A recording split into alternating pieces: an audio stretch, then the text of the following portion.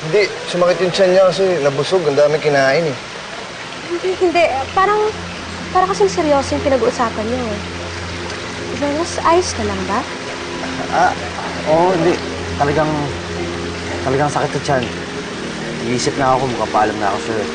Jonas, hindi naman kita tinataboy.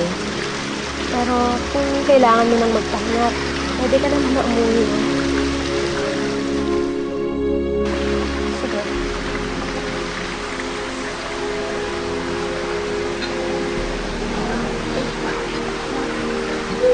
You okay?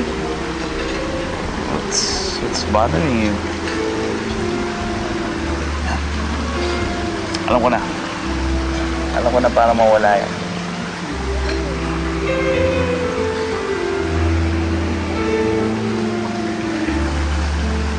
Alam mo, last time we did this was 7 years ago. Our first anniversary. Nakalimutan ko yata sa mga... Ano ka ba? Alalahanin natin. Para mawala sa isip mo yung nag-bother sa'yo.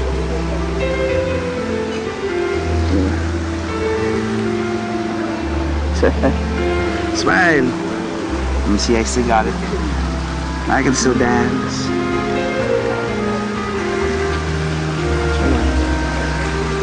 What's eating you? Come on. Tell me. Benedict, parang may tinatago si Jonas. Like what?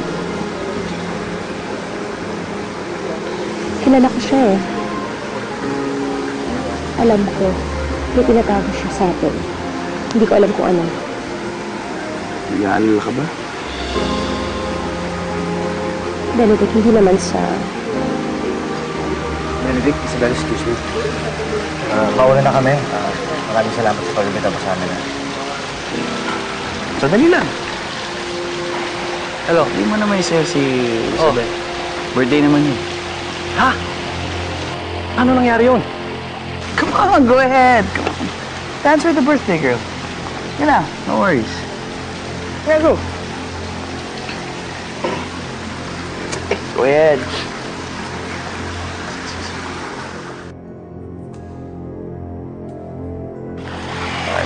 Boss, may problema tayo. Ano? Na-dismiss ang kaso ni Scarlett. Dismiss? Paano nangyari? Pinalakas ang anggulo na pinaniman lang siya ng mga baril. Ipinapahanap ngayon ng mga taong nag-set up sa kanya. Siguraduhin mo na hindi tayo makahanapan ng ebidensya. Yung lalaking inutusan ni Scarlett na pamatay kay Isabel. Pero ano na yan? Kakanta na siya kamo.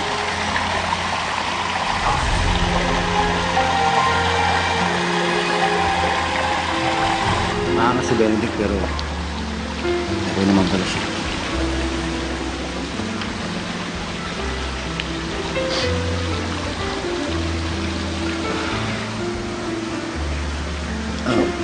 Ayos ka lang ba? Oo. Isabel, I have to go, ha? Hindi, Jonas. You're not okay. Ano ba? Sabihin niyo na lang kasi sa akin. Diaz, anong meron? Wala pa, Isabel. Nothing serious, ha? Sige na. Tara. Jonas? Uy. Jonas! Ay! Jonas! Tulong! Tulong! Bati niyo. Jonas!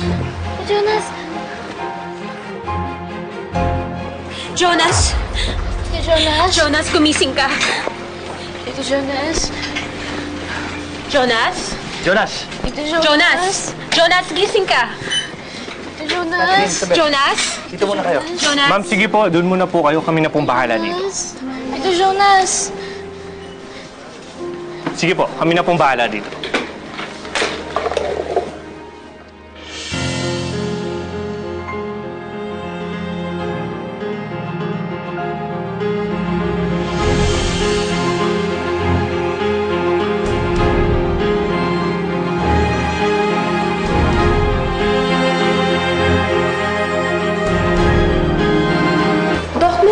Pala yung sakit niya, bakit hindi siya agad nagpa-opera?